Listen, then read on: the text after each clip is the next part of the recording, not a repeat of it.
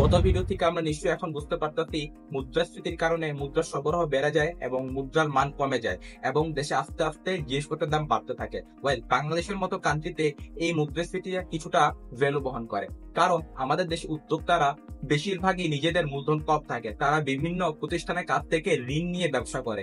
যদি সে সকল প্রতিষ্ঠানে ঋণের সরবরাহ কম হয়, তো টাকার সরবরাহ কম হয়, তাহলে তারা তো অবশ্যই কোনোভাবে টাকা দিতে পারবে না, ফলে নতুন কোনো ব্যবসা সৃষ্টি হবে না।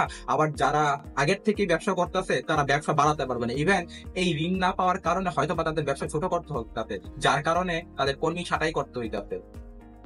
এই কর্মী ছাঁটাই করার ফলে দেশে বেকারত্ব সমস্যা বৃদ্ধি পাইতেছে। আবার নতুন এমপ্লয়মেন্ট সৃষ্টি না করতে পেরে দেশে দেখা যায় বেকারত্ব এমনিই এভারেজে আরো বৃদ্ধি পাইতেছে। যাদের ছাঁটাই করা হইতেছে তাদের নিজেদেরও পেট আছে, বিবি আছে, বাচ্চা আছে, পরিবার আছে, তাদের তো সামলাইতে হয়, রাইট?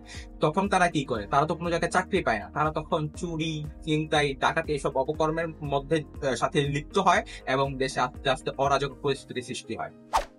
তাই ফাইনাল কনক্লুশনে বলা যায়, বাংলাদেশের মতো উন্নয়নশীল দেশে মৃদু মুদ্রাস্ফীতি বা স্বল্প মুদ্রাস্ফীতির গুরুত্ব অপরিসীম।